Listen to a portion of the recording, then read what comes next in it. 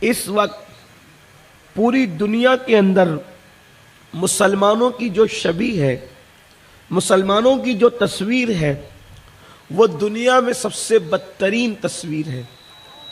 پوری دنیا کے اندر میں سمجھتا ہوں کہ کوئی ملک ایسا ہو، کوئی علاقہ ایسا ہو، کوئی خطہ ایسا ہو جہاں لوگ مسلمانوں کو اچھا کہتے ہوں یا اچھا سمجھتے ہوں۔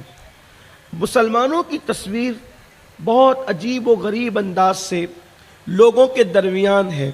مثال کے طور پر اگر مسلمانوں کے محلے میں کوئی مکان بکتا ہو تو جلدی سے دنیا کا کوئی دوسری قوم کا پڑھا لکھا انسان اس مکان کو نہیں خریدتا، بلکہ دوسری قوم کا پڑھا لکھا انسان تو دور کی بات، اگر کوئی مسلمانوں ہی کے اندر پڑھا لکھا انسان ہو تو وہ مسلمانوں کے محلے کے اندر رہنے کے لیے تیار نہیں ہے۔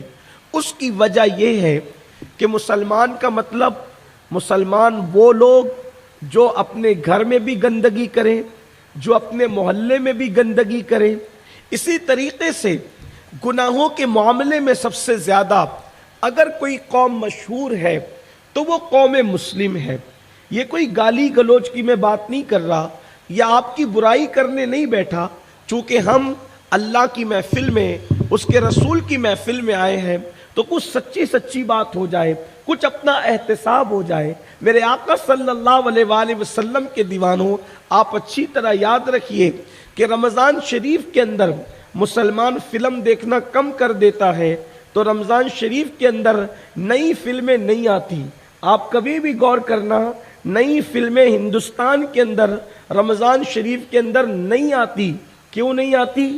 اس لیے کہ جن کی وجہ سے فلمیں چلتی ہے، جب انہوں نے ہی دیکھنا بند کر دیا ہے یا کم کر دیا ہے تو جلدی سے نئی فلم رمضان شریف میں ریلیز نہیں کی جاتی۔ اللہ اکبر! اس کا مطلب فلمی دنیا چل رہی ہے تو وہ مسلمانوں کے ذوق کی وجہ سے چل رہی ہے۔ شراب کے اڈے چل رہے ہیں تو مسلمانوں کے ذوق کی وجہ سے چل رہے ہیں۔ اگر جوئے کے اڈے چل رہے ہیں تو وہ مسلمانوں کی وجہ سے چل رہے ہیں۔ میرے آقا صلی اللہ علیہ وآلہ وسلم کے دیوانوں، میرے اپنے شہر میں اور بھی دوسرے علاقوں میں نے معلومات لی تو مجھے پتا چلا کہ اتوار کا دن ایک دن ایسا ہوتا ہے جس میں دنیا کی دوسری قومیں فلم دیکھنے کے لیے آتی ہے۔ باقی کے 6 سے 7 دن تک اگر فلم کی ٹاکیز آباد ہے تو وہ مسلمانوں کے دم قدم سے آباد ہے۔ اللہ اکبر! یعنی جتنے گناہ ہیں، سارے گناہوں میں سب سے آگے اگر کوئی قوم نظر آ رہی ہے تو وہ قوم مسلم نظر آ رہی ہے۔ حالانکہ میں آپ سے پوچھنا چاہتا ہوں، کسی مذہب نے فلم کی اتنی برائی بیان نہیں کی جتنا مذہب اسلام نے بیان کی۔ کسی مذہب نے شراب کی اتنی برائی بیان نہیں کی جتنا مذہب اسلام نے بیان کی۔ کسی مذہب کے اندر زنا کو اتنا بری نظر سے نہیں دیکھا جاتا جتنا اسلام میں دیکھا جاتا ہے۔ کسی مذہب کے اندر زنا کی وہ سزا نہیں ہے جو مذہب اسلام میں ہے۔ لیکن کیا بات ہے کہ جس مذہب نے گناہوں کو سب سے زیادہ برا کہا، جس مذہب نے سب سے زیادہ گناہوں کی مذمت کی، جس مذہب نے سب سے زیادہ گناہوں کا بائیکاٹ کیا، اس مذہب کے ماننے والے گناہ کرتے نظر آ رہے ہیں، گناہوں کے اندر ڈوبتے نظر آ رہے ہیں، گناہوں کے دلدل میں نظر آ رہے ہیں۔ تو مجھے جو چیز سمجھ میں آتی ہے اس کی سب سے بڑی وجہ یہ ہے کہ مسلمان اصل میں علم سے کوسوں دور ہو گئے۔ ان کو نہیں پتا کہ کس گناہ کی سزا کیا ہے۔ مسلمانوں کے پاس علم نہیں ہے۔ کون سا علم؟ میں جو ہے وہ ڈاکٹری کی بات نہیں کر رہا، انجینئرنگ کی بات نہیں کر رہا، ٹیچنگ کی بات نہیں کر رہا، بلکہ میں آپ کے سامنے اس علم کی بات کر رہا ہوں۔ کون سا علم؟ میں یہ نہیں کہتا کہ مسلمان ڈاکٹر نہ بنے، ٹیچر نہ بنے، انجینئر نہ بنے، یہ نہ بنے، وہ نہ بنے۔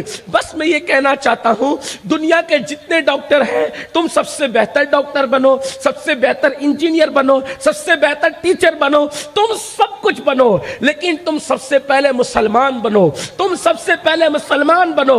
اور مسلمان کون سا علم بناتا ہے؟ سائنس کا علم مسلمان نہیں بناتا، جغرافی کا علم مسلمان نہیں بناتا۔ اللہ اکبر! قرآن کا علم تمہیں مسلمان بناتا ہے، حدیث کا علم تمہیں مسلمان بناتا ہے۔ آج مسلمان اگر گناہوں پہ دلیر ہے، آج مسلمان اگر گناہوں پہ جری ہے، آج مسلمان اگر گناہ کر رہا ہے، اس کی وجہ یہ ہے اس کے پاس قرآن اور حدیث کا علم نہیں ہے، وہ جہالت کی وادیوں میں بھٹک رہا ہے، وہ جہالت کے اندھیرے میں ڈوب چکا ہے۔ اس لیے مسلمان جو ہے وہ گناہوں کے دلدل میں ہے۔ جس دن مسلمانوں کے پاس علم آ جائے گا، علم جسے قرآن کا علم کہتے ہیں، جسے حدیث کا علم کہتے ہیں، ہاں ہاں میرے آقا صلی اللہ علیہ وآلہ وسلم کے پیارے دیوانوں، آپ کیا سمجھتے ہو میرے بھائیوں، کیا سمجھتے ہو آپ؟ اللہ اکبر۔ جو قوم اپنے ہاتھوں سے، اب ذرا میری گفتگو پر میرے جوان خصوصی توجہ فرمائے، جو قوم اپنے ہاتھوں سے اپنی بیٹیوں کو زندہ دفن کرتی تھی، ذرا سوچنا تو صحیح، جو قوم اپنے ہاتھوں سے اپنی بیٹیوں کو زندہ دفن کرتی تھی، اس قوم کے دل کے اندر اگر عورتوں سے پیار پیدا ہوا، دوسروں کی بچیوں کے ساتھ بھی نرم رویہ ان کے دلوں میں پیدا ہوا، دوسروں کی یتیم بیٹیوں کے ساتھ بھی ان کی پرورش کا جذبہ پیدا ہوا، میں پوچھنا چاہتا ہوں، اللہ اکبر، خود کی بیٹیوں کو جس قوم نے زندہ دفن کیا تھا وہ دوسروں کی بچیوں سے کیوں پیار کر رہے تھے؟ وجہ ایک ہی تھی، جو اپنے ہاتھوں سے اپنی بیٹیوں کو زندہ دفن کر چکے تھے، میرے رسول نے ان کو قرآن کا علم عطا کر دیا۔ جب اس قوم کو قرآن کا علم مل گیا تو خود کی بیٹیوں کو دفن کرنے والے دوسروں کی بیٹیوں کا احترام کرتے ہوئے نظر آ رہے تھے۔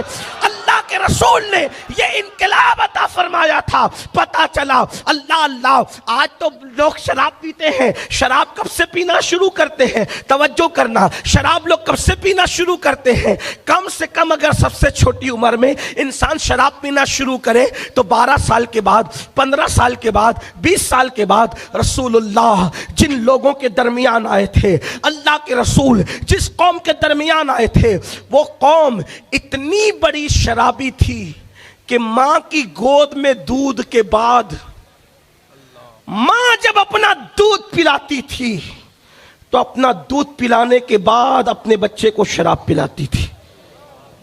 جیسے آج بچے روتے ہیں، آج بچے روتے ہیں تو بچوں کو سلانے کے لیے مائیں کیسے نیند کی دوا پلا دیتی ہے، حالانکہ یہ بھی نقصان دہ ہے، نہیں پلانا چاہیے نیند کی دوائیں بچوں کو۔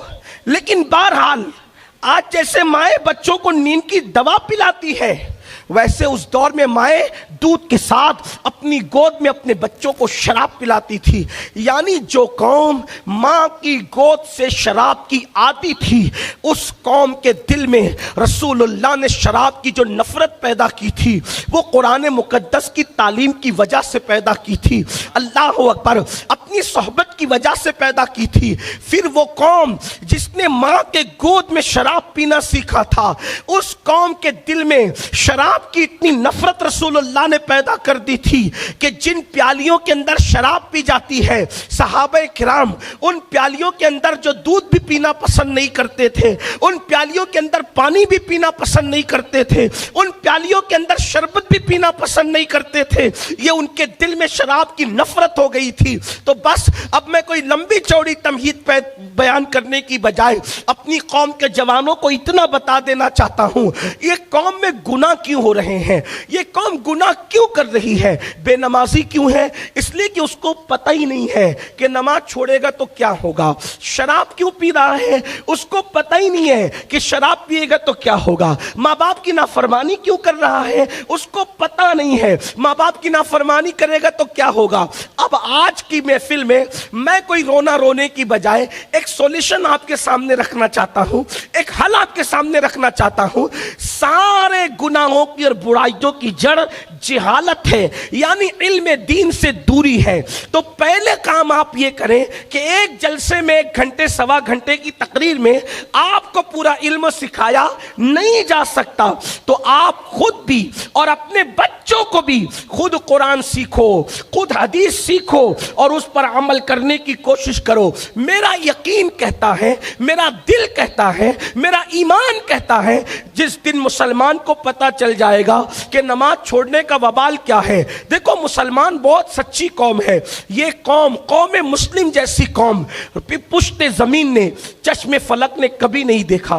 बस इस कौम को सही बात बताने की जरूरत है। ये कौम को तक सही बात पहुंच जाती है, ये कौम सुधर जाती है। मालूम नहीं है तो गुनाह है, मालूम हो जाते तो लोग गुनाह नहीं करते, क्योंकि मेरा अल्लाह खुद कुरान में कहता है वज़क्किर फ़इन्न ज़िक्रा तनफ़उल मुमिनीन, कि मोमिनों को नसीहत करो, कि नसीहत करने से मोमिनों को फायदा होता है, इसीलिए जलसे मुनक्किद होते हैं। अब आइए जरा दो तीन बातें कर लेते हैं कि नमाज छोड़ने का नुकसान क्या है। इल्म आपको नहीं है, आप में के बहुत सारे मेरे भाई मेरी बहनें, उनको इल्म नहीं है नमाज छोड़ने का नुकसान क्या है। आइए, बहुत नुकसानात हैं नमाज छोड़ने के, मैं एक दो नुकसान बताता हूं और मेरा दिल कहता है अल्लाह पे उम्मीद करते हुए कि जब मुसलमान को पता चलेगा ना कि नमाज छोड़ने का नुकसान क्या है, यकीन जाने कोई मुसलमान जो है नमाज नहीं छोड़ेगा। क्यों? इसलिए कि नमाज छोड़ने का नुकसान बताया किसने?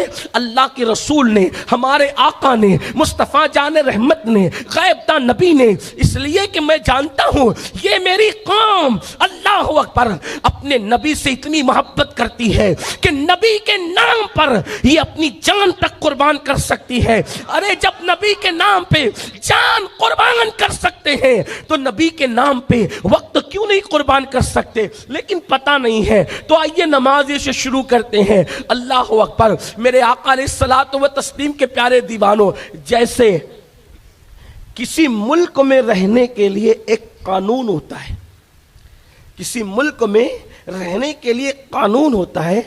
क्या कानून होता है?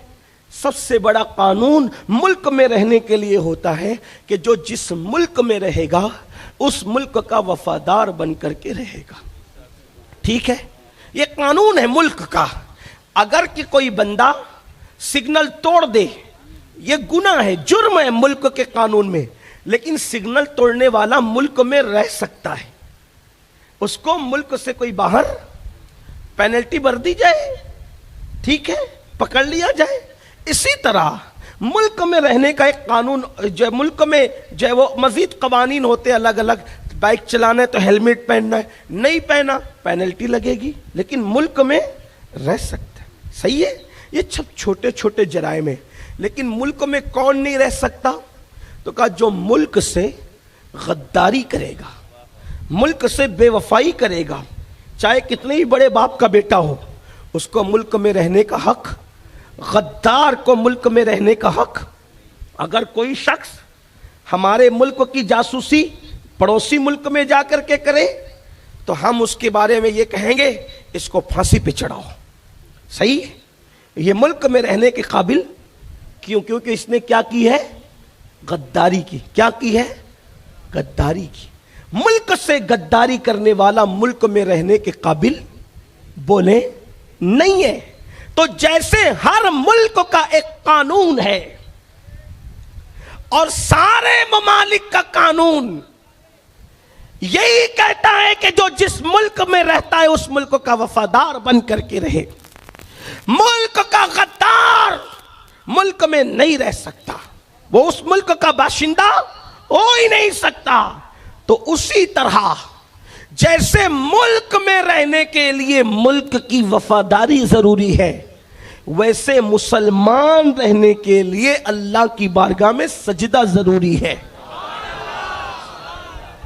ये सजदा क्या है? अल्लाह को सजदे की जरूरत नहीं है। जब कोई सजदा करने वाला नहीं था तो भी वो अल्लाह उसी शान के साथ था जैसा कि उसकी शान है, और जब कोई सजदा करने वाला नहीं रहेगा तो भी वो अल्लाह रहेगा उसी शान के साथ जैसा कि उसकी शान है। अल्लाह को हमारे सजदों की जरूरत नहीं है। फिर सजदा क्यों करवाता है? सजदा इसलिए करवाता है ताकि लोगों को दिखाए कि उसका वफादार कौन है और उसका गद्दार कौन है। वफादारों को बताने के लिए अब जो दुकान छोड़कर मस्जिद में आ जाए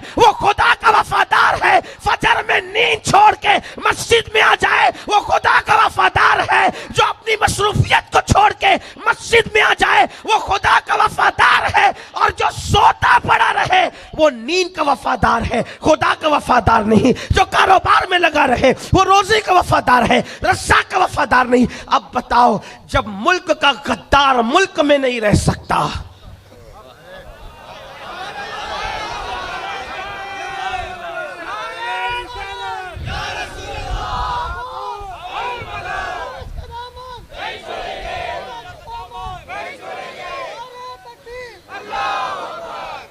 جب ملک کا غدار ملک میں نہیں رہ سکتا تو خدا و رسول کا غدار اسلام میں کیسے رہ سکتا ہے؟ نماز کے بغیر کوئی مسلمان کیسے ہے؟ آپ کہیں گے یہ کیا بات ہوئی؟ میں نے کہا حدیث ہے، ایک شخص اللہ کے رسول علیہ السلام کے پاس آیا۔ پہلی بات میں اپنے علماء کے سامنے وضاحت کر دوں بات آگے بڑھانے سے پہلے کہ حنفی المسلک ہونے کی وجہ سے، توجہ کرنا، حنفی المسلک ہونے کی وجہ سے میرا موقف وہی ہے جو جمہور احناف کا موقف ہے بے نمازی کے لیے، ٹھیک؟ اس سے ہٹ کر کوئی میرا موقف نہیں ہے، لیکن میں حدیث کا تذکرہ کر رہا ہوں تو اسی اعتبار سے کروں گا جو حدیث میں ہے۔ ایک شخص رسول اللہ صلی اللہ علیہ وآلہ وسلم کے پاس آیا اور کہنے لگا، یا رسول اللہ صلی اللہ علیہ وآلہ وسلم، میں آپ کے دین اور آپ کے مذہب کی حقانیت کو جان چکا ہوں اور میں ہونا چاہتا ہوں مسلمان، لیکن آپ کے مذہب میں روزہ ہے، حج ہے، زکوٰۃ ہے، صدقہ ہے، پڑوسی کے حقوق ہے، یہ ہے، یہ ہے، یہ ہے، یہ ہے، یہ میں اتنا سب نہیں کر سکتا۔ توجہ کرنا، میں اتنا سب نہیں کر سکتا۔ تو اس وقت اللہ کے رسول علیہ السلام نے فرمایا، ٹھیک ہے، یہ نہیں کرنا چاہتے نہ کرو، اتنا کر سکتے ہو نہ، یہ بھی نہیں، اچھا یہ بھی کم کر دو، اب اتنا کر لو گے نہ، یہ بھی نہیں، اتنا۔ آخری میں سب کم کرتے کرتے کرتے بات یہاں تک پہنچی، چلو ٹھیک ہے، ایمان لے آؤ، صرف نماز پڑھنا بس، اور کوئی کام نہیں کرنا ہے، نہ کرو، لیکن اتنا کرو کہ تم نے نماز پڑھنا۔ اس نے کیا کہا؟ میں نماز بھی نہیں پڑھ سکتا۔ توجہ کیجئے، سب چیزیں حضور چھوڑتے چلے گئے، حج نہیں کر سکتے، کوئی بات نہیں، ٹھیک ہے رہنے دو، زکوٰۃ نہیں دو گے، زکوٰۃ نہیں دے سکتے، کوئی حضور علیہ السلام نے ان کی حیثیت دیکھی ہوگی، کوئی بات نہیں، زکوٰۃ بھی نہ دو، وغیرہ وغیرہ۔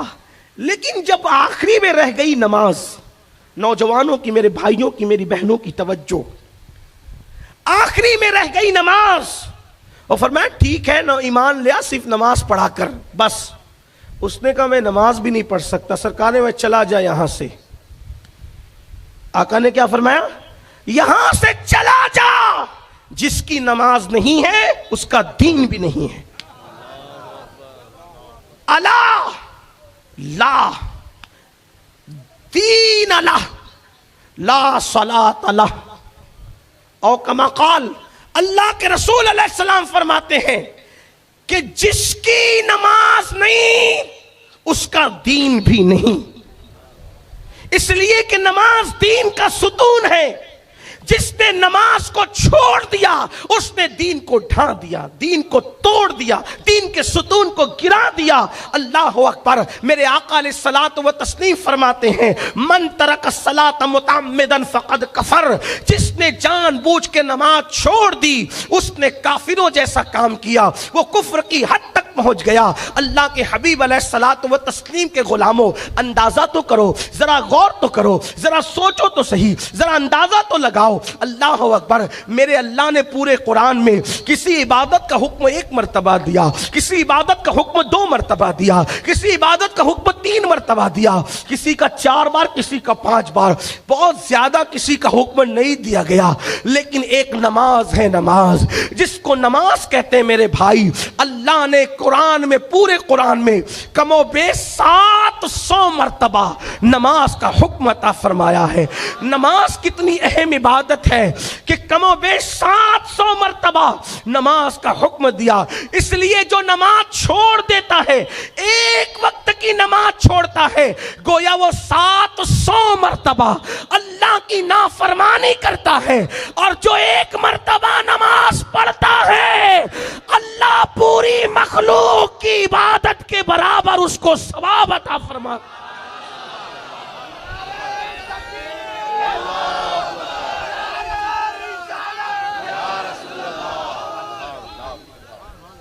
آپ سمجھو پوری مخلوق میں فرشتے بھی آ گئے، پوری مخلوق میں جنات بھی آ گئے، پوری مخلوق میں چوٹی، شجر، حجر، درخت، پتے، پتھر، دریا، سب کچھ آ گئے۔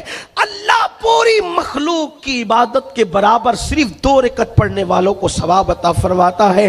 میرے آقا علیہ السلام کے غلاموں، اندازہ تو کرو تم نماز پڑھ کے کتنے محترم ہو جاتے ہو، کتنے مکرم ہو جاتے ہو۔ میرے آقا ارشاد فرماتے ہیں جب تو سجدہ کرتا ہے، دیکھو آج آدمی سب کے قریب ہونا چاہتا ہے، مرید چاہتا ہے پیر کے قریب ہو، شاگرد چاہتا ہے استاد کے قریب ہو۔ ذرا دھیان دینا، توجہ دینا۔ دیکھیے میں 2 اور 2 4 کی طرح باتیں کرنے والا آدمی ہوں، میں آپ کو کوئی دھوکہ نہیں دوں گا۔ میں یہ نہیں کہوں گا دیکھو یہ اللہ والے لوگ ہیں، ان کا چہرہ دیکھو تو جنت ملے گی، یہ سب جھوٹ فساد باتیں ہیں۔ چہرے دکھا کر کے جو جنت بانٹتے وہ تمہیں دھوکہ دیتے ہیں، چاہے وہ کوئی بھی ہو۔ میں تو بڑی معذرت کے ساتھ کہنا چاہتا ہوں یہ جو قوم بے نمازی ہے ان کو چہرے دکھا کر کے کیا جنت بانٹ رہے ہو اور قوم کو دھوکہ دے رہے ہو؟ سن لو، جن کے چہرے دکھا کے تم جنت بانٹ رہے ہو کیا اس کا جنت میں جانے کا بھی کوئی ثبوت تمہارے پاس موجود ہے؟ اس کے جنتی ہونے کا ثبوت بھی تمہارے پاس کوئی موجود ہے؟ اس لیے میں کوئی تمہیں بہلانے پھسلانے والی بات نہیں کروں گا، کیونکہ تقریر میرا دھندا نہیں ہے، تقریر میری عبادت ہے۔ عبادت میں اپنے یار کو راضی کرنے کی بات کروں گا۔ ہو سکے تو میرے جانے کے بعد لوگ میرے بارے میں باتیں کریں، کرنا چاہیں تو کر لیں، لیکن میں جانتا ہوں کہ صحابہ کو وہ پیر ملا تھا، وہ پیر کہ جس کا چہرے دیکھنے سے واقعی جنت مل سکتی تھی، لیکن صحابہ نے نبی کا چہرہ دیکھنے کے بعد بھی 1 وقت کی نماز جان بوجھ کر بھی کبھی نہیں چھوڑی۔ نعرہ تکبیر، نعرہ رسالت، قادری دلہا، قادری دلہا۔ میں آیا ہوں سنیو، جو پیر نماز نہیں پڑھتا وہ پیر بننے کے قابل نہیں، اس سے مرید ہو رہے ہو تو تم اپنے آپ کو دھوکہ دے رہے ہو۔ اس لیے کہ غوث پاک نے جب نماز پڑھی اور آخری عمر تک پڑھی، کچھ لوگ تو کہتے ہیں ہم تو طریقت والے، ہمیں پڑھنے کی کیا ضرورت ہے، اور تو اور تیری نا گندگی ہمارے پیروں میں ہے۔ حسین سے بڑا طریقت والا کون ہو سکتا ہے؟ حسین پاک نے دنیا سے جاتے جاتے بھی سجدہ کر کے بتا دیا کہ جو جنتی جوانوں کا سردار ہے وہ بھی آخری سانس تک کے نماز پڑھ رہا ہے۔ نعرہ تکبیر، نعرہ رسالت، قادری دلہا۔ غوث پاک کا دادا دنیا سے جاتے جاتے نماز پڑھ کر کے گیا، غوث پاک کا نانا دنیا سے جاتے جاتے نماز، تم کہتے ہو کون سی طریقت لے کر کے آئے ہو؟ ہم کسی ایرے گہرے کی طریقت کو نہیں مانتے، ہم تو کربلا والے کی طریقت کو مانتے۔ نکل کر خانقاہوں سے ادا کر رسم شبیری، سنیو خود بھی نماز پڑھو اور انہی لوگوں کی عزت کرو جو نماز پڑھتے ہیں، انہی لوگوں کے ہاتھ میں مرید ہو جو نماز پڑھتے ہیں۔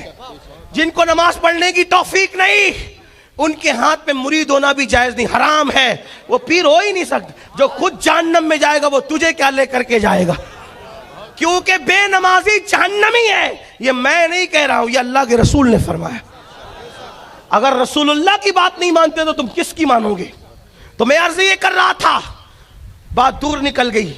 مرید چاہتا ہے پیر کے قریب ہو، شاگرد چاہتا ہے استاد کے قریب ہو، پبلک چاہتی ہے مقرر کے قریب ہو۔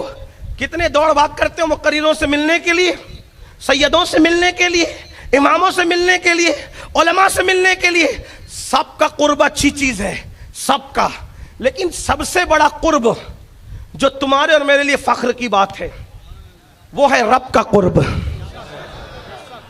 اور سب سے آسان ہے اللہ کا قرب۔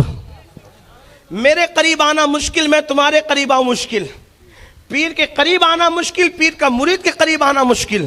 مشکل اس معنی میں رہتا ہوں مالیگاؤں میں، آپ رہتے ہیں کوکھرواڑ میں رہتے ہیں۔ اب آپ مجھے بتائیں، آپ میرے پاس آئیں تو کم سے کم آپ کو 500 کلومیٹر کا سفر طے کرنا ہے، تب آ سکتے ہو، اور مجھے آپ کے پاس جانا ہے تو کم از کم 500 کلومیٹر کا سفر، بہت تیز گاڑی کوئی چلائے بھی تو 6 گھنٹے کا راستہ ہے، 6 گھنٹے لگیں گے آنے کے لیے، ہے نا؟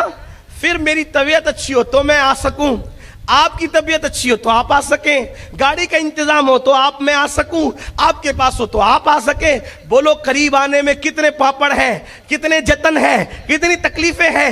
ارے نادان، جن کے قریب جانے میں اتنی مشکلیں ہیں تو ان کے قریب جانے کے لیے اتنی کوششیں کرتا ہے۔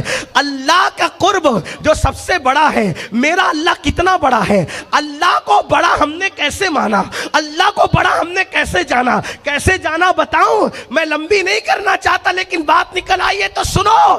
ایک شخصیت دنیا میں ایسی آ گئی، عبداللہ کے گھر میں، آمنہ کے گھر میں، مکہ المکرمہ میں، ایسی شخصیت کہ جس کے بچپن میں بکریاں جس کو سجدہ کرتی ہیں، ایسی شخصیت دنیا میں آ گئی کہ پتھر جس کو سلام کرتے ہیں، ایسی شخصیت دنیا میں آ گئی کہ درخت جس کے اشارے پر چل کر کے قریب آتے ہیں، ایسی شخصیت دنیا میں آ گئی جو اشارہ کر کے چاند ٹکڑے کر دیتی ہے، ایسی شخصیت دنیا میں آ گئی جو سورج کو پلٹا دیتی ہے، ایسی شخصیت دنیا میں آ گئی جو جابر کے مردہ بچوں کو آواز دے کر کے زندگی عطا کر دیتی ہے، ایسی شخصیت دنیا میں آ گئی جو بتوں کو بھی کلمہ پڑھا دیتی ہے۔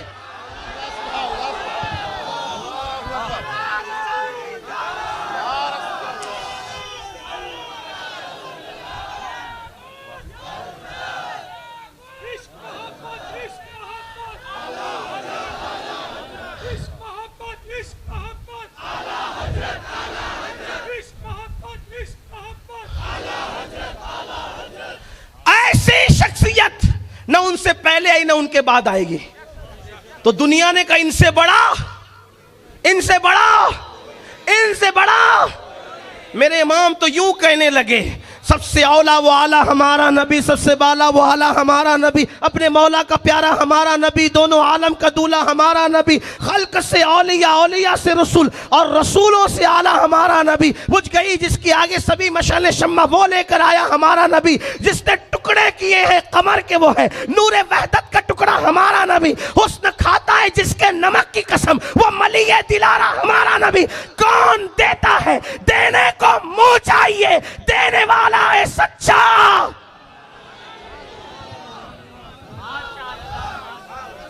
ہمارے نبی کی شان یہ، ایسی شان والا نہ حسن میں، نہ علم میں، نہ تقوی میں، نہ پرہیزگاری میں، نہ عروج میں، نہ بلندیوں میں۔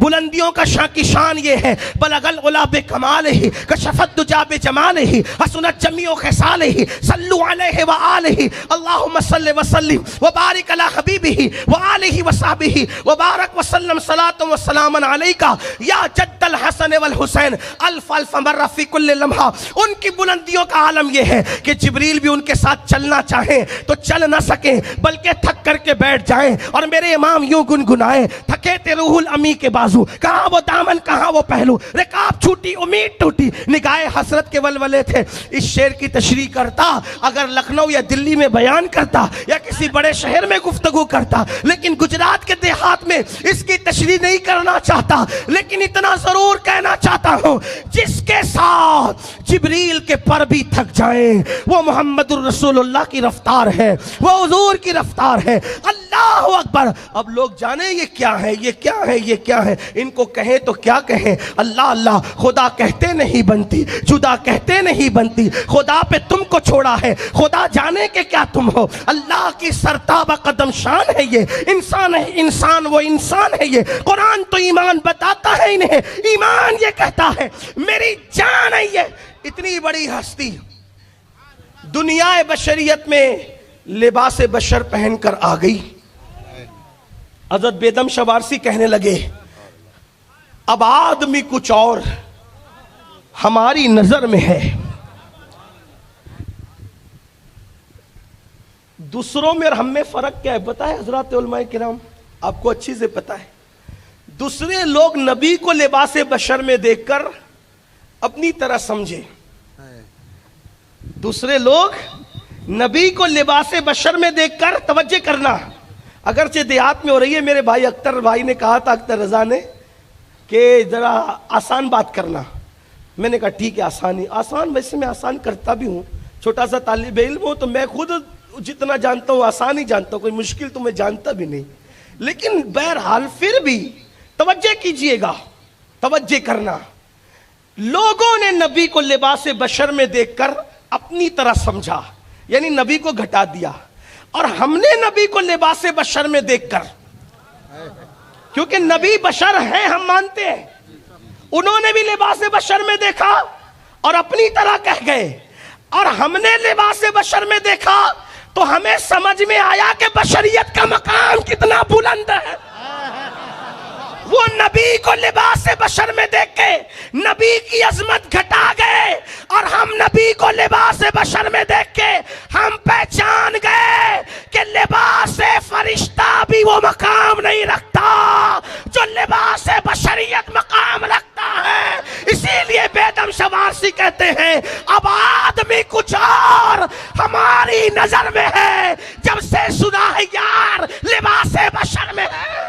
نعرہ تکبیر، نعرہ رسالت، شان مصطفیٰ، عظمت مصطفیٰ. جیتے رہو، سلامت رہو، اللہ تم سب کو برکتیں عطا کرے. میری بات سمجھ گئے؟ انہوں نے لباس بشر میں دیکھ کے نبی کو گھٹا دیا، ہم نے لباس بشر میں دیکھ کے سمجھا کہ اللہ کی نگاہ میں لباس بشر سے بڑا کوئی لباس ہے نہیں. اگر ہوتا تو اللہ محبوب کو وہی پہنا کر کے بھیجتا.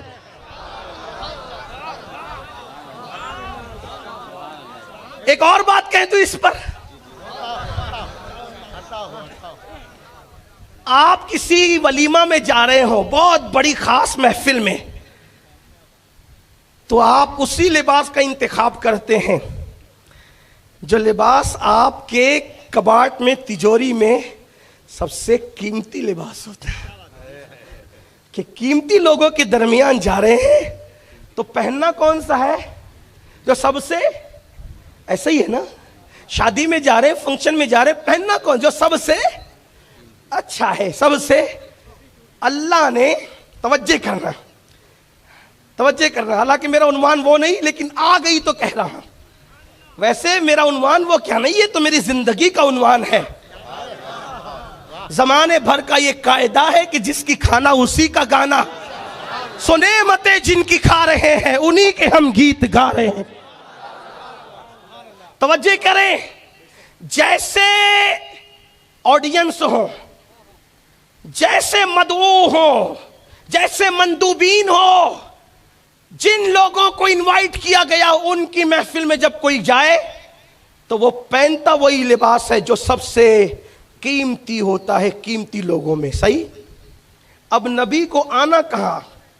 جہاں آدم جیسا قیمتی پہلے سے آ کے بیٹھا ہے، جہاں نوح جیسا قیمتی پہلے سے آ کے بیٹھا ہے، جہاں داؤد جیسا قیمتی پہلے سے آ کے بیٹھا ہے، جہاں ایوب جیسا قیمتی پہلے سے آ کے بیٹھا ہے، جہاں ذوالکفل جیسا، عزیر جیسا، یوسف جیسا، ابراہیم جیسا، اسماعیل جیسا، موسیٰ جیسا، یہ سارے مسندیں سجا کر بیٹھے ہیں. اب اس میں کوئی آنا چاہتا ہے. ایسے قیمتی لوگوں میں پھر یار کو لباس کون سا پہنایا جائے گا جو سب سے قیمتی ہو؟ تو بیدم شاہ اسی کو بیان کرے اب آدمی کچھ اور ہماری نظر میں ہے. اب آدمی کچھ اور ہماری نظر میں ہے جب سے سنا ہے یار لباس بشر میں. ملکوتیت کا لباس بھی وہ نہیں جو لباس بشری. ورنہ شرع قائد اٹھا کر کے دیکھ لو، کیا یہ لکھا نہیں ہے کہ عام مومن عام فرشتے سے افضل ہے؟ ہمارے عقیدہ پڑھایا جاتا ہے عام مومنین عام فرشتوں سے. فرشتے جو عام ہے وہ ایک آدمی پر 60 خدمت پر مقرر ہے. جو ناک میں سانپ نہیں جاتا نا سوتے میں، وہ کوئی فرشتہ نہیں جانے دیتا. جو کان میں کیڑے نہیں گھستے نا، وہ کوئی فرشتہ کھڑا ہے وہاں تیرے کان کی حفاظت کے لیے. اے انسان، تو اتنا قیمتی کیوں ہو گیا؟ کیونکہ جب سے سنا ہے یار لباس بشر میں، جب سے سنا ہے یار لباس بشر میں. بلکہ لباس بشر کتنا قیمتی ہے کہ جب تک انسان انسانیت کے لباس میں ہوگا، اللہ اس کو جہنم میں نہیں ڈالے گا.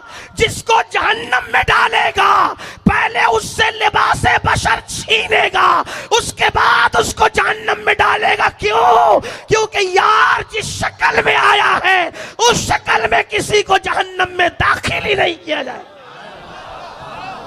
جب سے سنا ہے یار لباس بشر میں ہے، اب آدمی کچھ اور ہماری نظر میں ہے.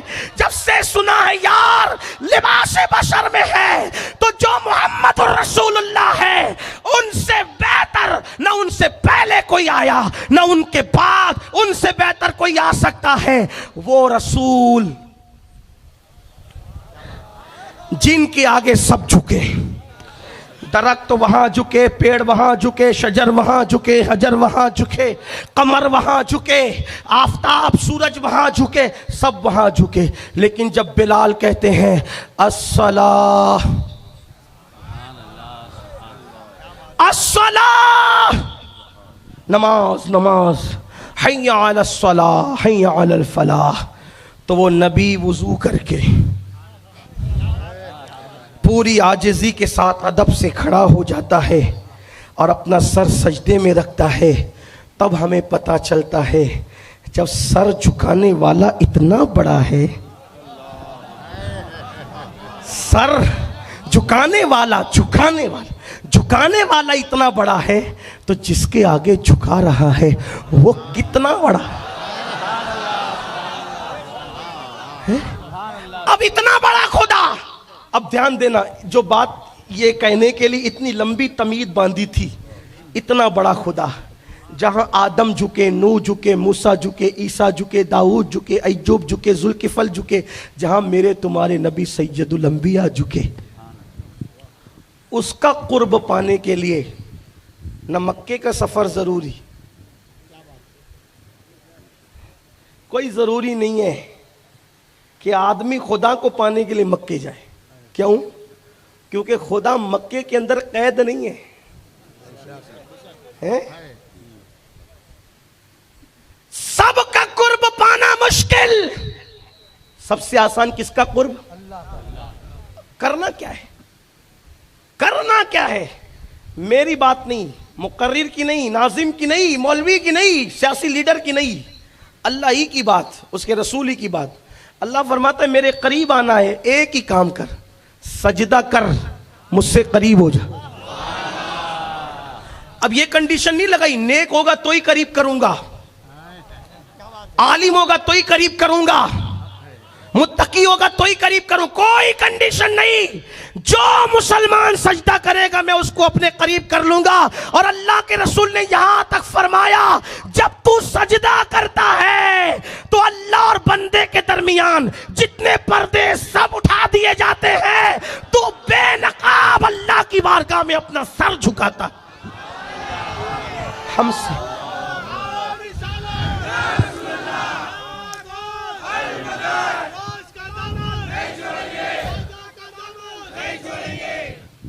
پاگل ہو، دیوانے ہو، اتنا بڑا خدا جس کے یہاں انبیاء ہاتھ پھیلا کر مانگ رہے ہیں، اس کے قرب کا آسان ذریعہ رسول اللہ کے صدقے میں یہ ملا، سجدہ کرو خدا سے قریب ہو جاؤ. کرتے کیوں نہیں؟ سب کے دروازے پہ اپنی پریشانی سناتے گھوم رہے ہو، روزی نہیں چلتی، بچے بیمار ہیں، رشتے نہیں آتے، یہ نہیں وہ نہیں، دماغ خراب ہوا ہے، جہالت کی وادیوں میں گھوم رہے ہو. مجھے تعویذ دے دو، مجھے وظیفہ بتا دو، مجھے یہ کر دو، مجھے وہ کر دو. رسول اللہ تو بتا چکی، اب تو کس سے پوچھ رہا ہے؟ برا لگے تو معاف کر دینا. اللہ کے یہاں جھک اور اس کے یہاں گڑ گڑا. یہ یہودیوں کا عیسائیوں کا مذہب نہیں ہے کہ جب اللہ کے یہاں جائے تو کسی پوپ کو کسی پادری کو لے کے جائے. کوئی ضرورت نہیں کسی کو لے جانے کی، بس دل میں محمد کا عشق بسا لے اور سر جھکا لے. تو جو مانگے گا، اللہ فرماتا ہے ادعونی استجب لکم، تو مجھ سے جو مانگے گا میں تجھے عطا کر دوں گا. نعرہ تکبیر، نعرہ رسالت، قادری دلہا. اللہ کی بات پہ اگر یقین نہیں ہے تو پھر تو مسلمان کیسا؟ اللہ کے قرآن پہ تیرا ایمان نہیں ہے تو پھر تو مسلمان کیسا؟ تجھے مسلمان نہیں کہلانا چاہیے. اور اگر تو مسلمان ہے اور اللہ کی بات پہ یقین رکھتا ہے تو پھر تو گڑ گڑا کے مانگتا کیوں نہیں؟ تو رب کی بارگاہ میں دستک کیوں نہیں دیتا؟ سن سن، اللہ اکبر. میرے آقا فرماتے ہیں جب رات کا آخری پہر آتا ہے، جب رات کا آخری حصہ آتا ہے تو اللہ اپنی شان کے مطابق پہلے آسمان پر آتا ہے جیسا کہ اس کی شان ہے. وہ آنے جانے سے پاک ہے، نزول اجلال فرماتا ہے اور تجلی فرماتا ہے پہلے آسمان پہ، اور بندوں سے کہتا ہے مانگ. کیا مانگتا ہے؟ خود اعلان کرتا ہے مانگ کیا مانگتا ہے. لیکن آپ کہیں گے ہمیں تو معلوم ہی نہیں تھا، اسی لیے تو بانگے دے رہا، گھنٹی بجانے آیا ہوں نا کہ اٹھو بیدار ہو جاؤ. اب معلوم ہو گیا نا.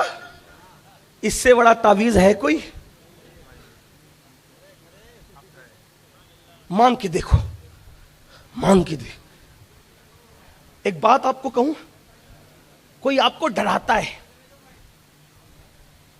توجہ میری طرف کرے، چھوڑ دے توجہ میری طرف کرے.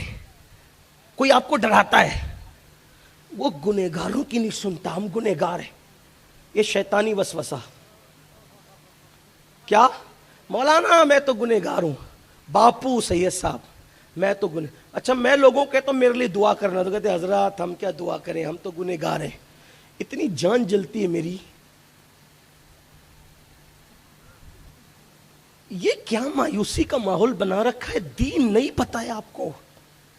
توجہ کریں، گنہگار ہو نا، میں بھی گنہگار ہوں، اور میں تو اس سے مانگتا ہوں، اور ایسے مانگتا ہوں پھر وہ مجھے دیتا ہے.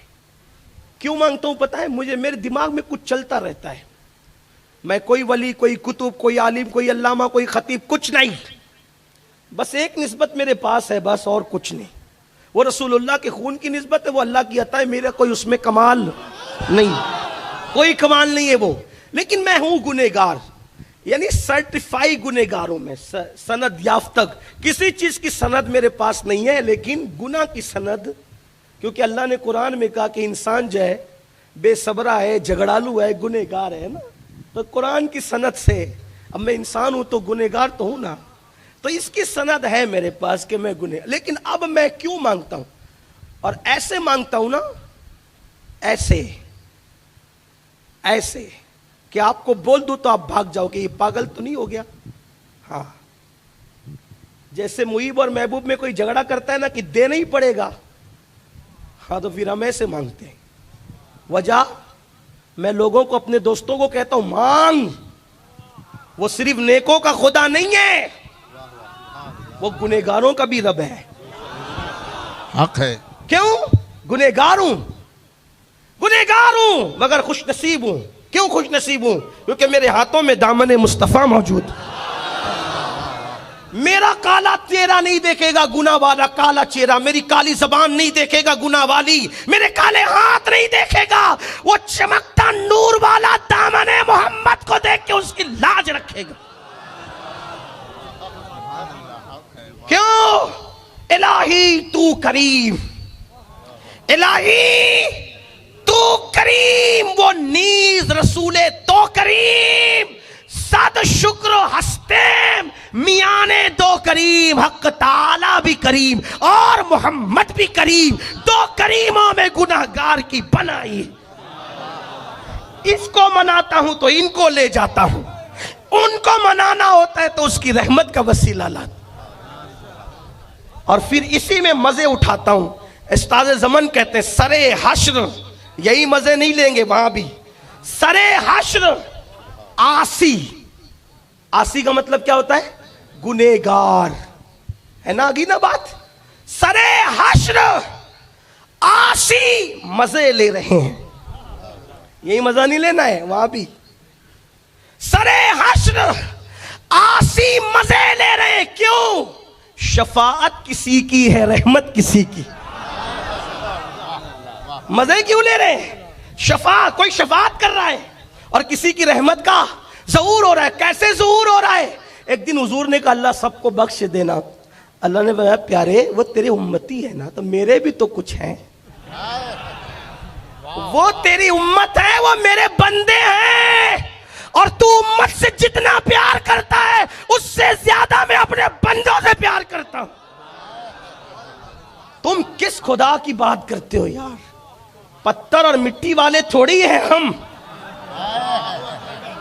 رب محمد کے ماننے والے ہیں، رزاق مطلق کے ماننے والے ہیں. لیکن آپ کو اگر دماغ میں یہ شیطان نے بھوت ڈال دیا، کیا مولانا ہم کیا ہیں؟ بولے مل کے بولنا پڑے. کیا ہے؟ جو نیک ہے وہ نہ بولے، لیکن جو میری طرح ہے وہ بول تو دینا. کیا ہے؟ بولے کیا ہے؟ پیچھے والے دیر سے آئے کھانا کھا کے تھوڑا وہ سست ہے، بولو کیا ہے؟ وہ لوگ بھی چست ہے لیکن آواز یہاں تک نہیں آتی، دور سے. توجہ میری طرف. کیا ہے؟ بولے.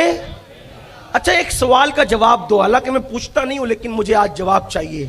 جو حساب میں تو یہ تو کہہ رہے تھے کہ آسان بولنا، لیکن آپ تو اتنی مشکل سمجھ رہے. جتنا مجھے مشکل نہیں آتا اس سے زیادہ تو آپ سمجھ رہے. ہاں لیکن توجہ کریں آپ. دنیا میں سب سے بڑا گنہگار کون؟ آج بتانا پڑے گا. جو بھی آپ کے علم میں اس کا نام بتا دو. کون ہے سب سے بڑا گنہگار؟ ارے نبی کی گستاخی بھی تو کسی کے بہکاوے میں آ کے کی نا اس نے. تو کون ہے گنہگار سب سے بڑا؟ ہاں بولو بھائی، بولے نا. آگے جواب پہ کون ہے سب سے بڑا گنہگار؟ کوئی 70 سال گناہ کرتا ہے، کوئی 80 سال کرتا ہے، کوئی 100 سال، کوئی 200 سال، کوئی 500 سال. یہ شیطان اتنا لفنگا کہ پہلے دن سے لے کر قیامت تک یہ گناہ کرتا بھی رہے گا. زنا کیوں ہو رہا ہے؟ اس کے بہکانے سے. نماز کیوں نہیں ہو رہی؟ اس کے بہکانے سے. ماں باپ کے خلاف ورزی، اس کے سارے گناہ کیوں ہو رہے بھائی؟ بولو بھائی، بولے نا. اس سے بڑا کوئی گنہگار ہے؟ بولو نہیں ہے نا. جب اللہ نے شیطان کو دھتکارا، تو مردود. کب؟ تو مردود. لعنت کا توق ڈالا، نکل چل. جب وہ جانے لگا تو جاتے جاتے کہا تجھ سے ایک چیز مانگتا ہوں. توجہ آپ کی. تجھ سے ایک چیز مانگ. قیامت تک زندگی دے دے، قیامت تک، اور اتنی طاقت دے دے کہ جو چاہوں کروں. اللہ نے کہا جا دیا. جب میرا اللہ شیطان جیسے مردود کو اتنا دیتا ہے،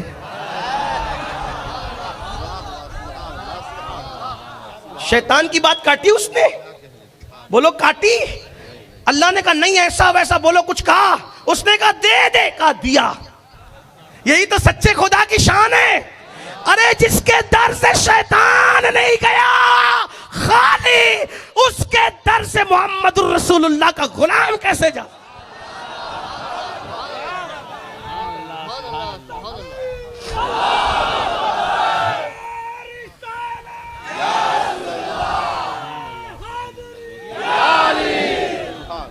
اب نہ کہنا گنہگار ہوں. ہاں گناہگارم وہ لیکن خوش نصیبم.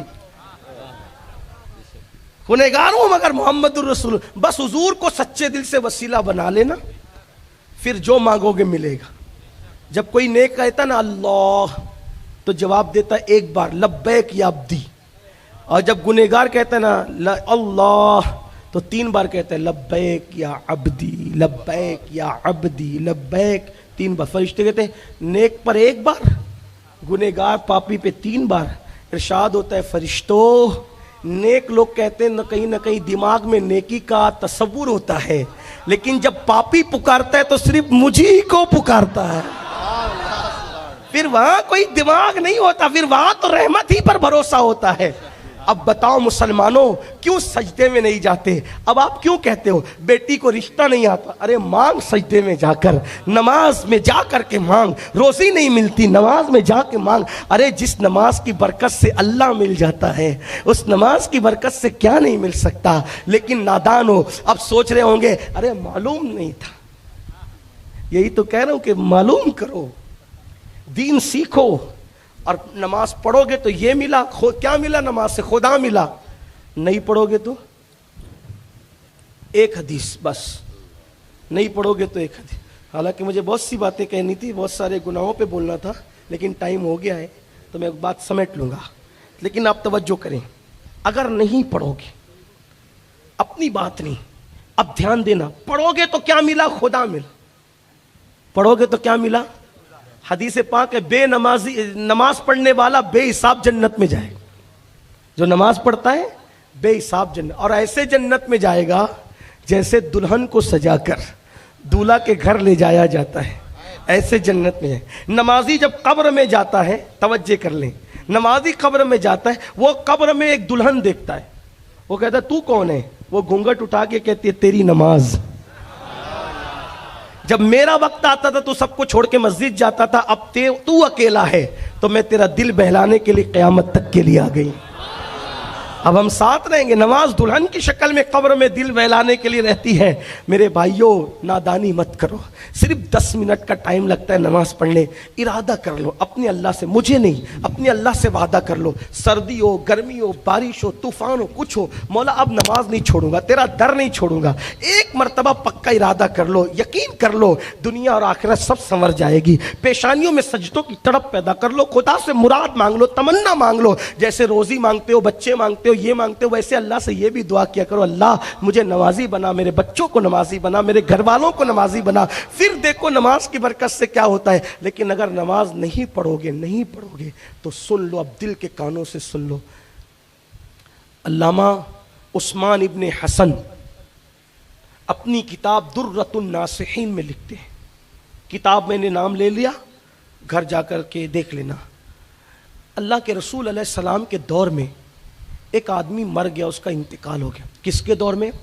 رسول اللہ صلی اللہ علیہ وسلم کے دور، خیر القرون کے اندر مر گیا۔ اس کا بیٹا روتے ہوئے مسجد نبوی میں آیا، آقا نے پوچھا کیوں رو رہے ہو، تمہارے رونے کی وجہ کیا ہے؟ اس نے کہا یا رسول اللہ میرا باپ مر گیا، اس کا انتقال ہو گیا، میں دیہات میں رہتا ہوں، نہ کوئی کفن پہنانے والا ہے میرے باپ کو، نہ کوئی غسل دینے والا ہے، نہ کوئی غسل دینے والا ہے، نہ کوئی کفن پہنانے والا ہے، آقا اس لیے میں رو رہا ہوں، میرے باپ کو نہ کفن ہے نہ غسل ہے۔ آقا نے فرمایا صدیق اکبر اٹھو، فاروق اعظم کو کہا اٹھو، تم دونوں جاؤ اس کو غسل دو، اپنے ہاتھ سے کفن پہناؤ۔ اتنے بڑے بڑے دونوں ہستیوں کو، افضل البشر بعد الانبیاء بتحقیق سیدنا ابوبکر صدیق، ان کے بعد کے مرتبے فاروق اعظم، دونوں کا جاؤ غسل دو، کفن پہناؤ۔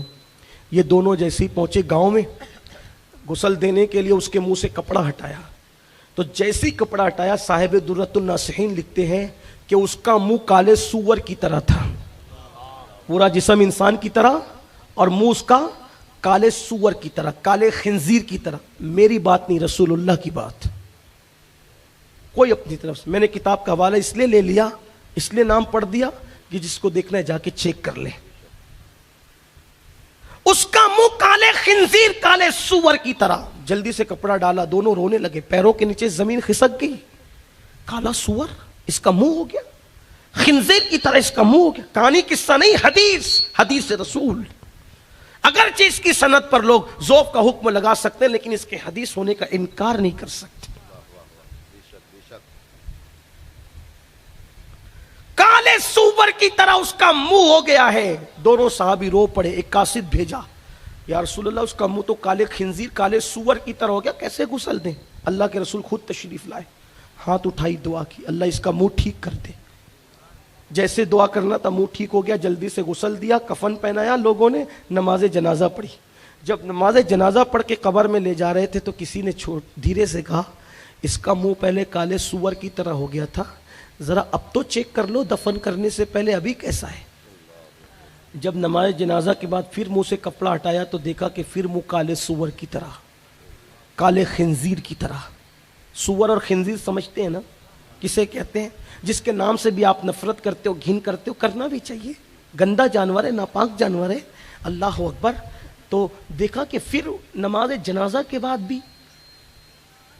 نماز جنازہ کے بعد، اور نماز جنازہ پڑھی کس نے؟ مولانا لوگ نے نہیں، مقرر لوگ نے نہیں. کس نے؟ روئے زمین کی سب سے بہترین مخلوق جسے صحابہ کہتے ہیں. یہ دین ہے میرے بھائی، دین. یہ چیٹنگ بازی نہیں ہے. 2 اور 2 کی طرح صاف صاف بات. جو میں نے پڑھا آپ کے سامنے پیش کر رہا ہوں. قبول کرنا کرو، نہیں قبول کرنا مرنے کے بعد تم جانو. تمہارا کام، ہمارا کام پہنچانا ہے. اس کا منہ نماز جنازہ کے بعد بھی جو اصحاب رسول جس کے جنازے میں شریک ہو، کالے سور کی طرح دوبارہ اس کا منہ ہو گیا. صحابہ نے پوچھا یا رسول اللہ، اس کا منہ بار بار کالے سور کی طرح کیسے ہو جاتا ہے؟ اللہ کے رسول ماہر نفسیات تھے، شان والے رسول نے کہا اس کے بیٹے کو بلاؤ. خود نہیں کہا کچھ، کہا اس کے بیٹے کو بلاؤ.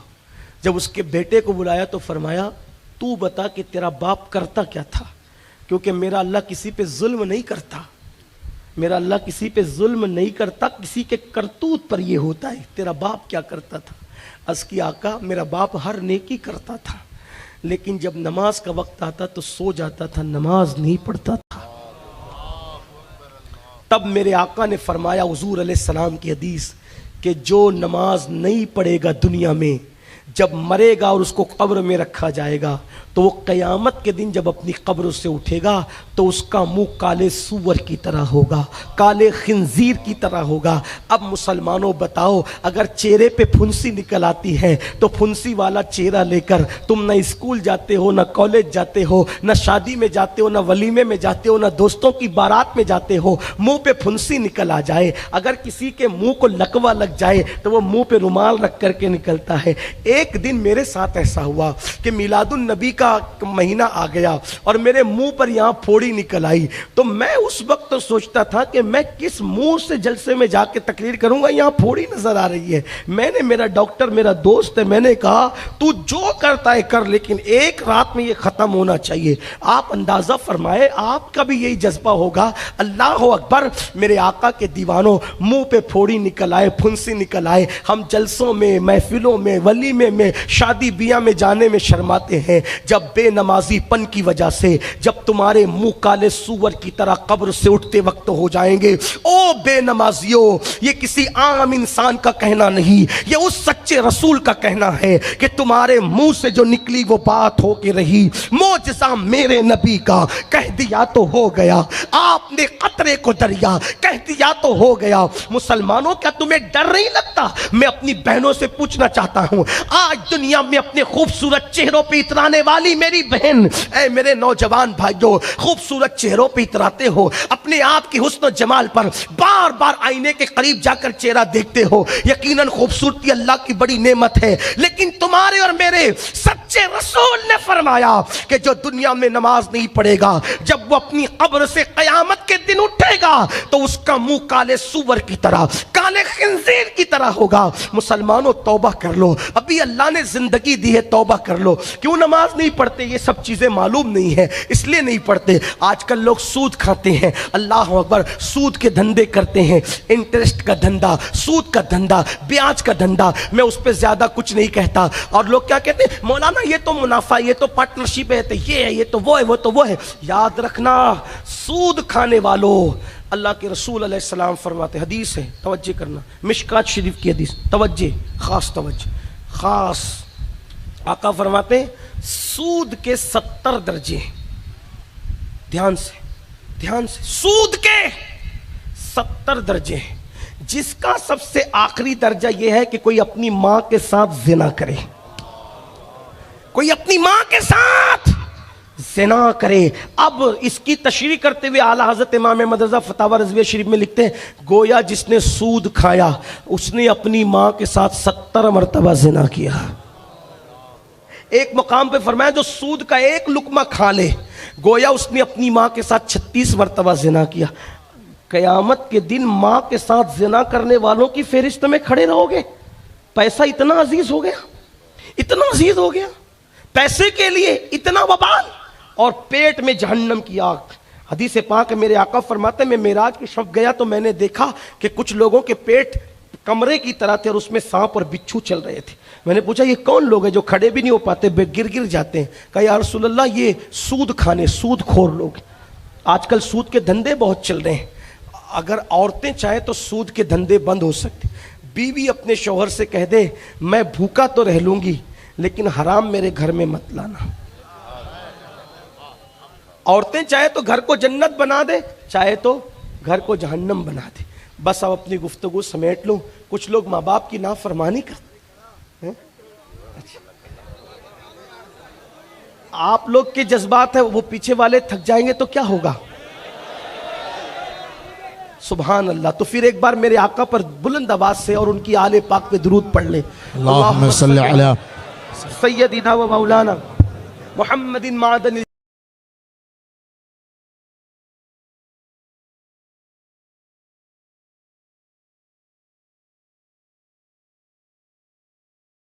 قدر میں بھی ان کی قبر پر عذاب ہوتے ہوئے دیکھا گیا. شب قدر میں بھی ان کی قبر پر عذاب ہو رہا تھا. سود سے توبہ کر لو. کچھ لوگ شراب پیتے ہیں. شراب اس کے بارے میں بھی حدیث ہے. اللہ کے رسول علیہ السلام فرماتے ہیں جب قیامت کے دن شرابی اٹھے گا تو اس کے پورے بدن پر سانپ اور بچھو چپکے ہوں گے اور اس کی آنکھوں سے خون بہ رہا ہوگا اور اس کے منہ سے پاخانہ نکل رہا ہوگا اور فرشتے اس پہ لعنت کر رہے ہوں گے. وہ پاخانے کی الٹی کرتے ہوئے آئے گا تو کہا جائے گا یہ کون ہے؟ تو کہا یہ شرابی لوگ ہیں, شرابی. اللہ اکبر. کیا ہو گیا میری قوم کو؟ جس مذہب نے سب سے زیادہ گناہ کی مذمت کی آج اس مذہب کے ماننے والے گناہ کر رہے ہیں. اور بڑی معذرت کے ساتھ ایک اور تذکرہ کر دیا جائے. چھوٹی سی عمر میں فلم دیکھنے کی وجہ سے, گندی سیریل دیکھنے کی وجہ سے, گندی پکچر دیکھنے کی وجہ سے کیا ہو رہا ہے؟ 16 سال کے لڑکے اور لڑکیاں زنا میں مبتلا ہو رہے ہیں, بدکاری میں مبتلا ہو رہے ہیں. یہاں پر میں ایک بات اتنی عرض کر دوں, آج کل تھوڑا سا کسی کے پاس مال آ جائے, تھوڑی سی کسی کے پاس دولت آ جائے تو فوراً اس کا ایک بیوی سے جی بھر جاتا ہے اور وہ کتوں کی طرح دوسروں کو تاکنے جھانکنے لگتا ہے. مگر یاد رکھنا اللہ نے اگر دولت دی, اللہ نے اگر نعمت دی تو جو دینا جانتا ہے وہ چھیننا بھی جانتا ہے. یاد رکھنا خدا کی دولت پر اگر عیاشی کرو گے, خدا کی دی ہوئی دولت پہ خدا کی نافرمانی کرو گے, دیکھ لو مغلوں کا انجام. جن مغلوں نے 700 سال تک کے حکومت کی آج ان کے بچے بھیک مانگ رہے ہیں دنیا میں, وہ بھکاری بن کر کے پھر رہے ہیں. تم کیا سمجھتے ہو؟ آپ کو کیا پتا یزید کو اللہ نے حکومت, دولت, سلطنت دی, شراب پیا, عورتوں کے ساتھ بدکاری کی, بدی کی, آج اس کی نسل بھی ختم ہو گئی. 15 بیٹے چھوڑ کے مرا تھا, ایک بھی اس کی اولاد نہیں, ایک بھی اس کی نسل نہیں, اس کی قبر کا نشان نہیں. یزید کی قبر پکار اس کا تو نشان بھی نہیں ہے. یزید کی روح جہنم سے تمہیں دعوت فکر تڑپ کر دے رہی ہے. دیکھو اللہ نے مجھے حکومت دی, سلطنت دی, دولت دی, مال دیا, حسن دیا, خوبصورتی دیا, سب کچھ دیا, مگر میں نے کیا کیا؟ زنا کیا, شراب پیا, پاپ کیا, بے نمازی پن کیا, آل رسول کے ساتھ غداری اور بے وفا کیا. 15 بیٹے چھوڑ کے مرا, نہ اولاد رہی, نہ خود کی قبر رہی, نہ نام رہا, نہ نشان رہا, نہ حکومت, نہ سلطنت. لیکن وہ حسین جو بھوکا رہ کر نماز پڑھتا رہا, وہ حسین جو خاندان لٹا کر دین کی خدمت کرتا رہا.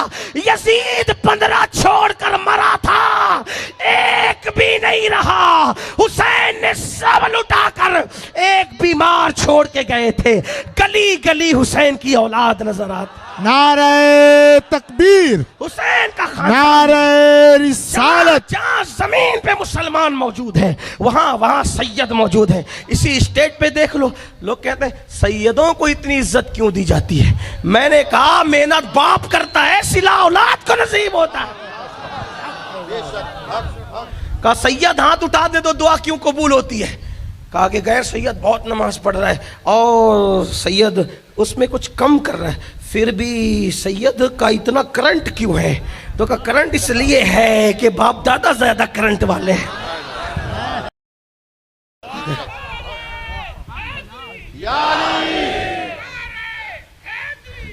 سنو توجہ کرو. بولے ایک کرنٹ ہو رہا تم کہاں سے لے کر آئے؟ میں نے کہا میرے پاس روایت ہے، ملفوظ اٹھا کے دیکھ اعلیٰ حضرت کے ملفوظ. بولنے والا جب بولتا ہے نا پیچھے کوئی کھڑا رہتا ہے تب بات. تو میں بھی بار بار نہیں چلا رہا تھا کہ اللہ دے گا ضرور، لیکن وسیلہ کس کا؟ میں اسی لیے تو کہہ رہا تھا کہ کوئی ہونا چاہیے پیچھے تب بات بنتی ہے. ہاں ورنہ منگتے منگتے مر جائے تو بھی نصیب نہیں ہوتا. یہ بھی ایک بات ہے. دعا کر دعا کر خدا سے دعا کر، دعا کر دعا کر خدا سے دعا کر، مگر محمد کو اپنا وسیلہ بنا کر.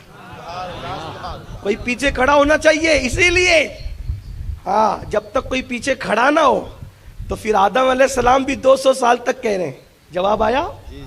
پہلے ہی دن تمہارے باپ کے ذریعے تمہیں بتا دیا گیا. آدم علیہ السلام 200 سال تک روتے رہے، حالانکہ وہ معصوم تھے، نبی تھے، مقبول خود تھے، مقرب خود تھے، خلیفہ تھے، خلیفہ تھے، خلیفہ تھے، پہلے زمین پہ آئے تھے. لیکن آدم کے ذریعے ہمیں طریقہ بتایا کہ 200 سال تک معصوم مانتا ہے لیکن ہم جواب نہیں دیتے. لیکن جب محمد عربی کا نام لیتا ہے تو ہم کہتے ہیں تجھے کیسے پتا چلا کہ محمد میرے محبوب ہے؟ تو کہا میں نے ہر جگہ تیرے نام کے ساتھ ان کا نام دیکھا تو مجھے پتا چلا تیرے محبوب ہے. تو کہا آدم تو نے پھر اپنے لیے مغفرت مانگی تو چھوٹی بات مانگی، اگر ان کا نام لے کر اپنی ساری اولاد کے لیے مانگتا تو سبھی کو عطا کر دیتے.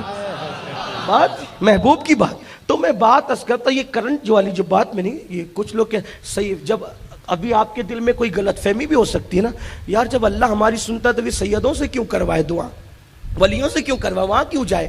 یہی تو خبط و تبلیغی جماعت کو ہو گیا نا کہ جب وہ ہماری سنتا ہے تو وہاں کیوں جائے. تو اس کے لیے یہ بتانا ضروری ہے. آپ کی سنتا ہے، ضرور سنتا ہے، لیکن کہیں کرنٹ بہت زیادہ ہوتا ہے. وہ کیوں ہوتا ہے وہ بتا رہا ہوں. ایک شخص بیکاری تھا، الملفوظ میں اٹھا کے دیکھ لیں، ساتھ ساتھ کتاب کے نام بھی لے لیتا ہوں تاکہ جس کو چیک کرنا ہو جا کے کرے نا تو اچھی بات ہے. کیونکہ کچھ لوگ تقریر سننے آتے، کچھ سونگنے آتے، جو سونگنے آتے ہیں ان کے سامنے رکھنا پڑتا ہے نا، تو سونگنے آتے تو رکھ لو، دیکھ لو. ملفوظ میں ہے ایک بیکاری تھا فقیر، وہ آیا ایک دکاندار سے کہنے لگا چل نکال پیسے. اب بھکاری ہو کے گویا کہ جیسے بھتہ وصول کر رہا ہو. جن کے بڑے پیچھے مضبوط ہوتے ہیں نا ان کے مزاج بھی بڑے اوپر ہوتے ہیں، جن کی رتبے سے چل نکال جلدی دے چل. تو کہا کہ او چل نکل یہاں سے. کہا دے ورنہ تیری دکان پلٹ دوں گا، آگ لگا دوں گا تیری دکان. ایسے کچھ آتے ہیں آپ کے یہاں بھی آتے ہیں، لیکن کچھ چیٹنگ باز ہوتے ہیں. وہ تھوڑا سا چیٹنگ باز نہیں تھا، وہ کہا دینے تو آگ لگا دوں گا تیری دکان کو. چل یہاں سے جا. اتنا پاورفل ہوتا تو میرے پاس بھیک مانگنے کیوں آتا.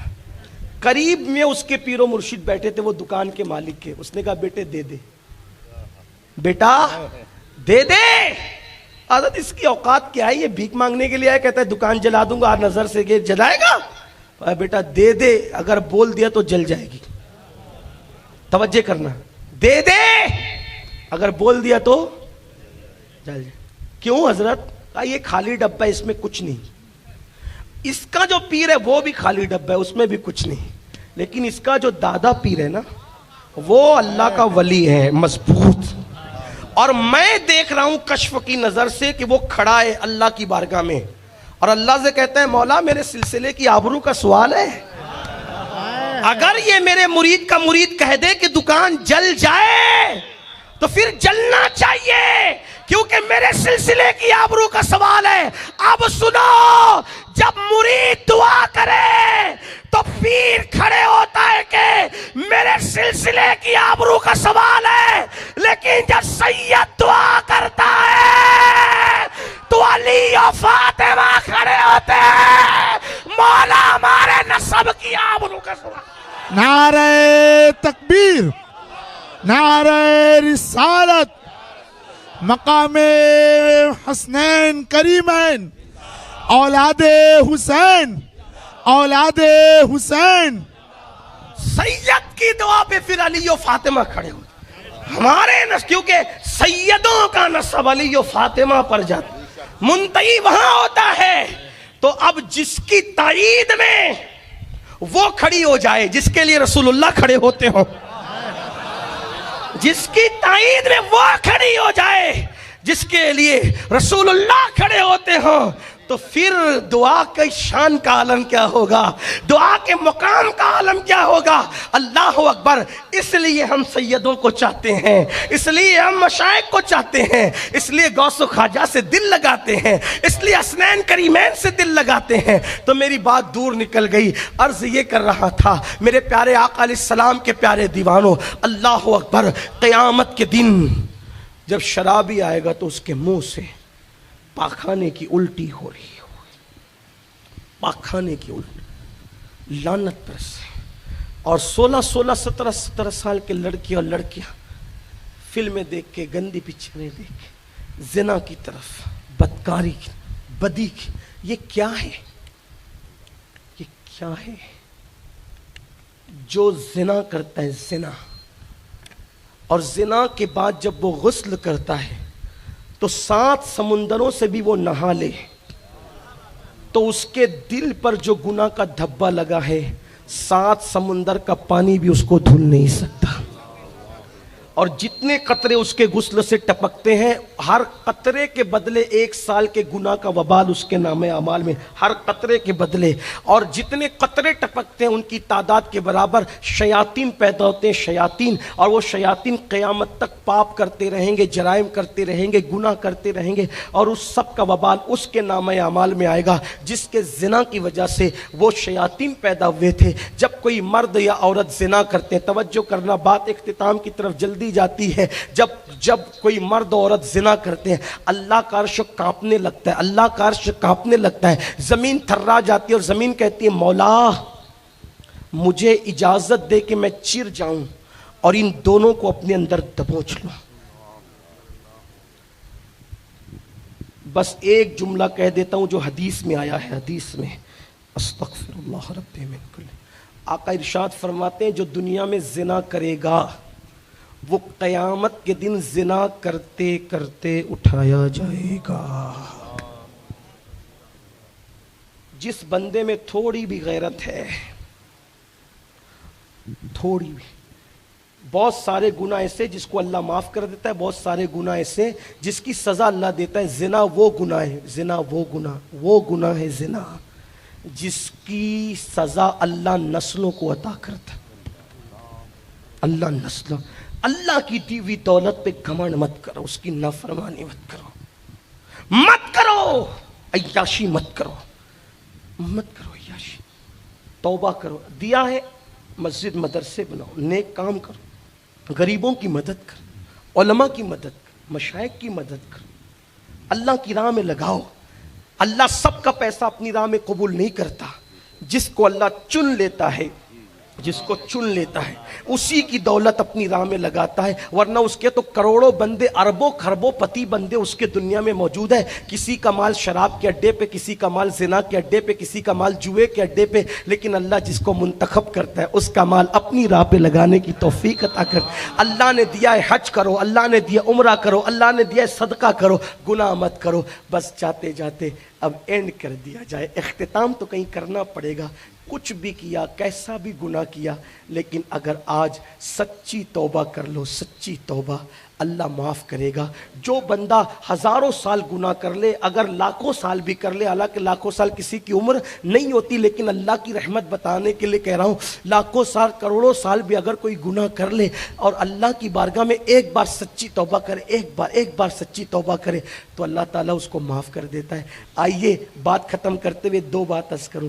کتنا کریم ہے نا۔ سب سے زیادہ گنہگار کون؟ بولو، سب سے زیادہ گنہگار کون؟ سب سے لمبی مدت کس نے پاپ کیے؟ بولے بھائی، گناہ کیا نہیں، کروایا بھی اسی شیطان نے نا، ہے نا؟ صحیح ہے نا؟ کفر کس نے کروایا؟ بولو بھائی، شرک کس نے کروایا لوگوں سے؟ ورگلایا کس نے؟ یہ سب کیا نا۔ فرقے کس نے بنوائے؟ سب اس نے۔ لیکن میرا اللہ، ہائے ہائے ہائے، میرا اللہ جب قیامت کے دن اللہ کی رحمت جوش پہ ہوگی اور وہ سب کو جنت میں ڈالے گا، تو بھی جا۔ اب کیسے ڈالے گا؟ رحمت کی بات آئیے تو سن لیں۔ اللہ فرمائے گا ایک بندے سے، ادھر آ، بتا تیرے یہ گناہ ہے، وہ ادھر ادھر دیکھے گا، شرمائے گا، کیسے ہاں کہہ دوں؟ یہ تیرے گناہ ہے؟ وہ ڈرے گا کہنے، وہ ڈرے گا تو اس کے سامنے چھوٹے چھوٹے گناہ رکھے جائیں گے، بولے بول تیرے گناہ ہیں؟ وہ کہے گا ہاں میرے گناہ ہی۔ اللہ نے فرمائے گا فرشتوں اس کے جتنے گناہ ہیں نا اس کو نیکی میں تبدیل کرو، اس کو جنت میں ڈال۔ وہ کہے گا مولا ابھی رکنا، ابھی روکنا ان فرشتوں کو، یہ چھوٹے گناہ ہیں، ابھی بڑے تو میرے باقی ہے۔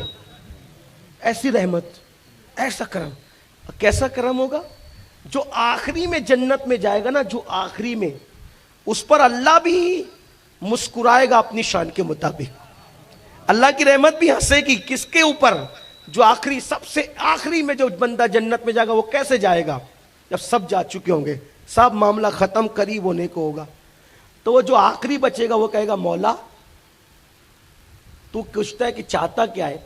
میں بس اتنا چاہتا ہوں کہ میں تو ہوں جہنم میں، میں تو ہوں جہنم کے اندر، اور اب میں تو جہنم میں میں نے رہنا ہے، لیکن میں چاہتا ہوں کہ مجھے تو جو چاہے پھر کر۔ اتنا چاہتا ہوں کہ ذرا ایک مرتبہ میں چاہتا ہوں کہ میں نے سنا کہ جنت تیری بڑی خوبصورت ہے، اس کی ہوائیں بڑی ٹھنڈی ٹھنڈی مشکبار ہیں، میں اس کو تھوڑا سونگنا چاہتا ہوں، میں کچھ نہیں مانگوں گا اس کے بدلے میں۔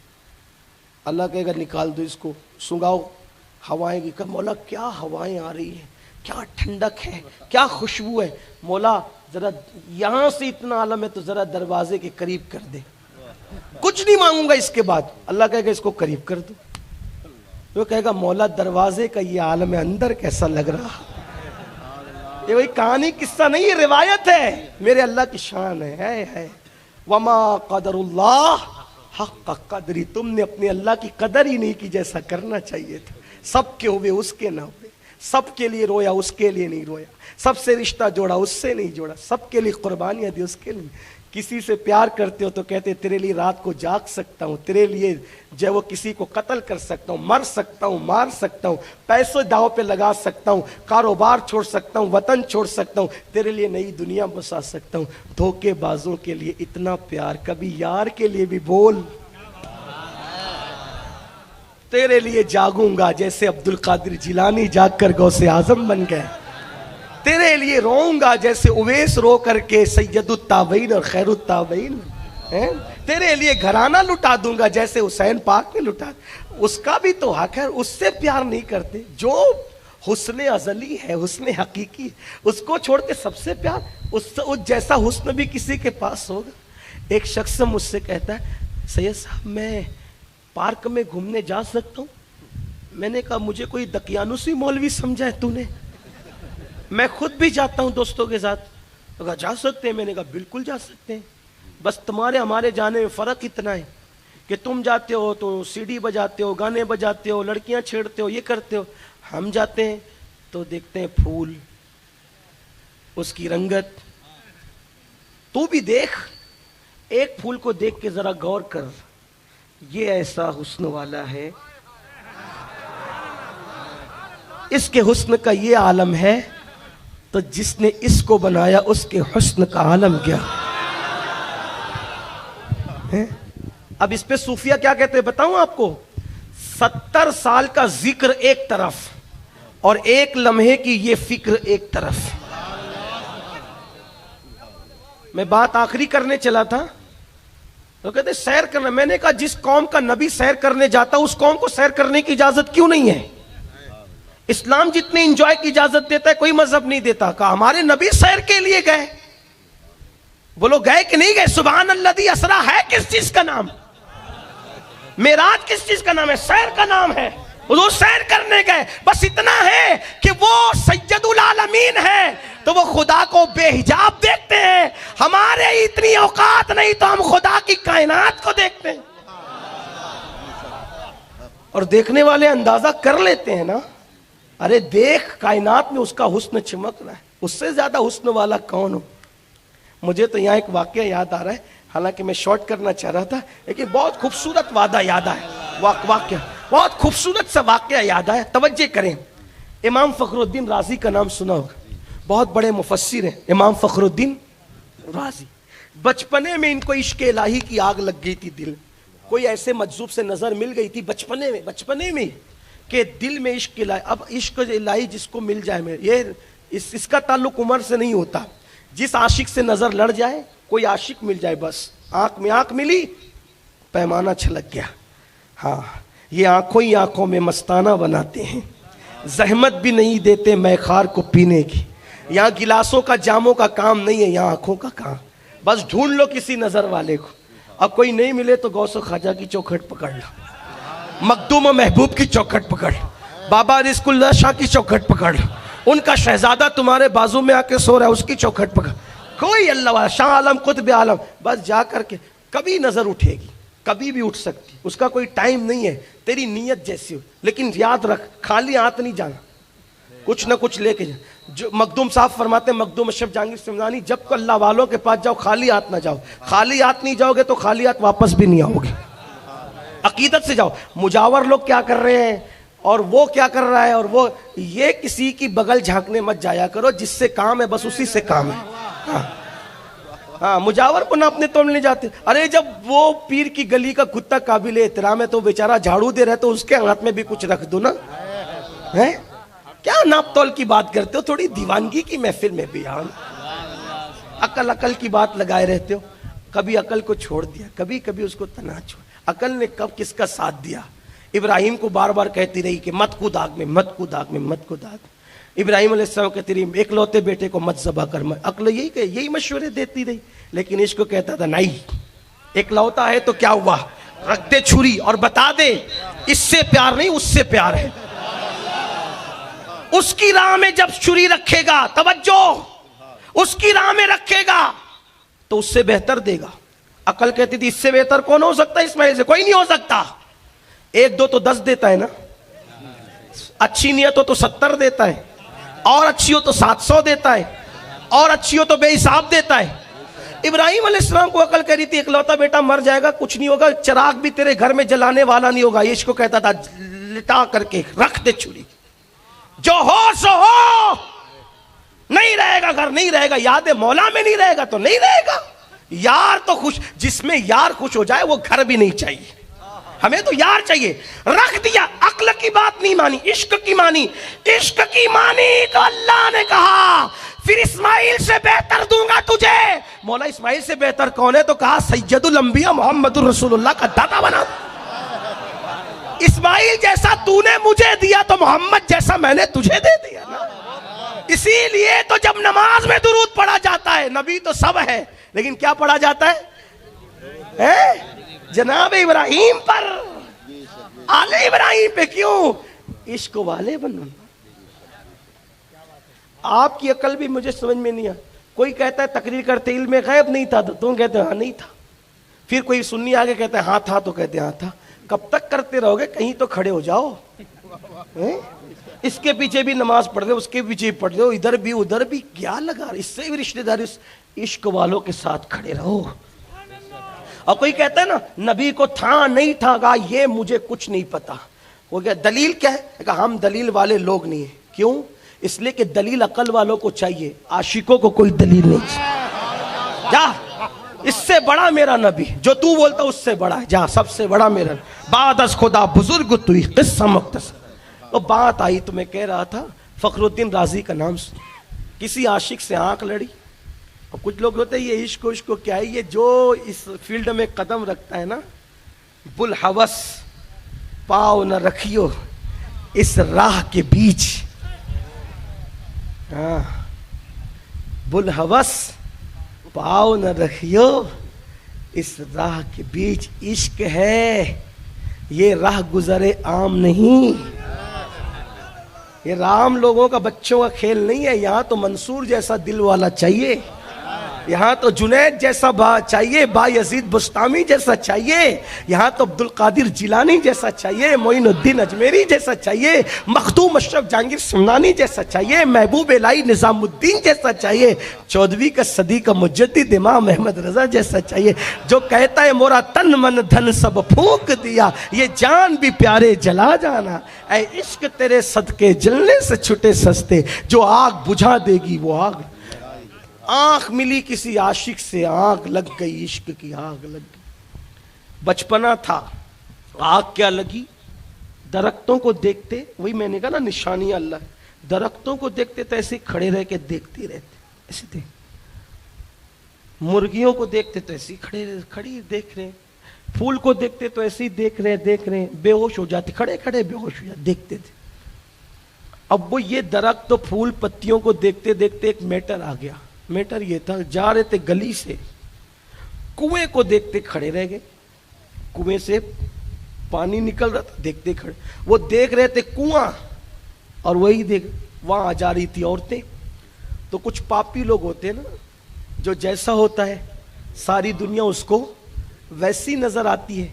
एक मर्तबा सुबह के वक्त एक तहज्जुद गुजार मस्जिद जा रहा था और एक चोर चोरी करने जा रहा था। तो तहज्जुद गुजार ने सोचा कि मैं अकेला तहज्जुद नहीं पढ़ता, बल्कि वो मेरा भाई भी तहज्जुद पढ़ता है, वो तहज्जुद पढ़ने जा रहा है। और ये चोर देख के सोचता है कि मैं अकेला बस्ती में चोर नहीं, वो भी किसी का घर झांकने के लिए। ये हालत लोगों की, जो जैसा है वैसा ही अपने आप को दूसरों को भी समझता है। तो ऐसे ही वो देख रहे थे कुआं, लड़कियां पानी भर रही थी, जाके कंप्लेन कर दी फखरुद्दीन राजी के अम्मा अब्बा से, तुम्हारा बच्चा बिगड़ गया, औरतों को तक रहा है, पाप की नजर डाला। ये अब शरीफ माँ बाप के लिए तो मौत, औलाद की शिकायत मौत, गर्दन झुक जाए। बाप ने माँ से कहा, देखा नाम डुबा दिया, हमारा नाम उठवा दिया इस फखरुद्दीन ने, इस बच्चे ने, हमारा विलायत का खानदान, ये क्या हो गया। माँ बहुत रोई, मेरा बच्चा ऐसा नहीं है, तुमको यकीन नहीं आता, जब कोई हादसा होगा जब तुम्हें यकीन आएगा। ठीक है, अगर ऐसी बात है तो अब मैं उसको यहां नहीं रखूंगी, मैं अपने मैं के उसको भेज दूंगी उसके मामू के पास, मार खाएगा, पिटाई खाएगा, भूखा प्यासा रहेगा, खानका में रह के खूब उसकी तज़किए नफ्स होगी। वो माँ कौन थी? नजमुद्दीन कुबरा की बहन। नजमुद्दीन कुबरा कौन? नजमुद्दीन कुबरा वो मखदूम अशरफ जहांगीर सिमनानी जिनके बेटे के पास इल्म हदीस सीखने जाते हैं, मामूली आदमी नहीं। हाँ, ये वो लोग हैं। तो नजमुद्दीन उसके मामू के पास भेज देती हूँ, जब वहीं खानका में रहेगा, रोजे रखेगा, मार भी पड़ेगी, जो भी बकरियां चराएगा, खूब जो होगा होगा, अब मैं यहाँ नहीं रखती। अब्बा ने कहा ठीक है, मामू के पास जाएगा सुधर जाएगा, मामू बड़ा नेक है, अल्लाह का वली है, नजर डालेगा, बेड़ा पार होगा। 2 घोड़े तैयार किए, घोड़ों का सफर था उस दौर में, घोड़े तैयार किए, एक पे फखरुद्दीन राजी को बिठाया, दूसरे पे खुद बैठे, बाप बेटे जा रहे थे। रास्ते में जैसे जंगल शुरू हुआ, सामने से शेर आया। शेर आया तो घोड़े कांपने लगे। फखरुद्दीन राजी के वालिद जो थे, अब ये अल्लाह की शान है, अल्लाह कभी बाप को नहीं देता बेटे को देता है, कभी बेटे को नहीं देता बाप को देता, कभी बाप बेटे दोनों को नहीं देता, पोते को देता, उसकी शान है, जिसको जो चाहे अता करे, है ना, अल्लाह जिसे चाहे नवाज दे। अब बाप ने देखा शेर आ रहा है, ये घोड़ा दौड़ा के भागे, इन्होंने घोड़ा रोक लिया, फखरुद्दीन राजी ने घोड़ा घोड़ा रोका तो वो दरख्त के पीछे जाके चिल्लाते, फखरुद्दीन ओ शेर है तुझे खा लेगा, इधर आ इधर आ इधर। कहां सुनते, घोड़ा रोक लिया, घोड़े से उतर गए, घोड़ा भाग गया, ये खड़े रह करके शेर को देखते, शेर देख रहे हैं, अब मस्त है अपनी मस्ती के अंदर, शेर देख रहे हैं। अब ये कहते हैं पागल नहीं हुआ ये बच्चा, मैं तो जबरदस्ती उनकी कंप्लेन में आ गया, ये तो मेरा बच्चा आज हाथ से गया। लेकिन फिर आवाज, फखरुद्दीन मेरे बेटे आ जा, मेरे लाल आ जा, बहुत चिल्लाया, नहीं सुनी, आवाज ही नहीं सुनी। जब हार गए, थक गए, तो अब खुद तो मर नहीं सकते थे, तो छुप कर अब मंजर देखने गए। शेर आगे आया, ये हाथ बांध के शेर के आगे खड़े देख रहे हैं। शेर आता है, कदमों पे सर रखता है, कदमों को बोसे देता है, और उसी तरह पिछले पैर पलट करके वापस जाता है। बाप ने जंगल में बेटे की जब ये नजारा देखा तो समझ में आई कि मैटर क्या है, बात क्या है। आए फखरुद्दीन फखरुद्दीन फखरुद्दीन, आवाज ऐसे, क्या बाबा क्या हुआ, क्या हुआ बाबा, क्या हुआ? बेटा वो शेर था, तुझे खा जाता। आंख में आंसू आ गए, बाबा कितना खूबसूरत था वो, बाबा कितना खूबसूरत था वो। अरे ये इतना खूबसूरत है तो इसके बनाने वाले के हुस्न का आलम क्या। आप शेर देख रहे थे, मैं शेर में जलवे यार देख रहा। जाओ सैर करो, तफरी करो। जिक्र 70 साल का एक اللہ کی نشانیوں میں غور کر، پھولوں کو دیکھ، رگے گل کی جب نازکی دیکھتا ہوں مجھے یاد آتے ہیں خار مدینہ. دیکھو نا اللہ کی نشان، کچھ بھی کیا، کتنے بھی گناہ کیے، کچھ بھی کیا، تو بات میں کیا کر رہا تھا؟ وہ آخری جنتی کی، یہی چل رہی تھی بات، ہے نا؟ پھر بات آگے نکل گئی. وہ کیا مولا جنت کا حسن ہے، جمال ہے، باغ ہے، بہار ہے، دروازہ ایسا ہے، اندر کیسا ہوگا؟ میرے اللہ ایک بار مجھے اندر بھیج دے، میں واپس آ جاؤں گا، دیکھ کے واپس آؤں گا، کچھ نہیں مانگوں گا مولا. پھر اللہ فرماتا ہے بھیجو اس کو اندر. اندر چلا گیا، جا کر کے ویشنو کا چلو اب ہو گیا ٹائم، باہر نکلو. بیٹھ گیا جنت میں. اللہ سے پوچھو اس کا وعدہ ہے کہ نہیں کہ جو ایک بار جنت میں جائے گا دوبارہ نکالا نہیں جائے گا؟ تب اللہ ہنسے گا جیسا کہ اس کی شان ہے، اس کی رحمت ہنسے گی. اللہ فرمائے گا میرے فرشتوں رہنے دے اس کو. ایسا اب محشر میں یہ سب بھی مزے ہو رہے ہوں گے، کس کے لیے؟ عاشقان رسول مومنین. اس وقت تو شیطان اونچا کچک کے دیکھ رہا ہوگا. شیطان کہ بھئی سب پہ کرم ہو رہا ہے تو مجھ پہ بھی کرم ہو جائے. میرے اللہ کی شان، میرے اللہ کی شان. اللہ فرمائے گا کیا ہے تیرا؟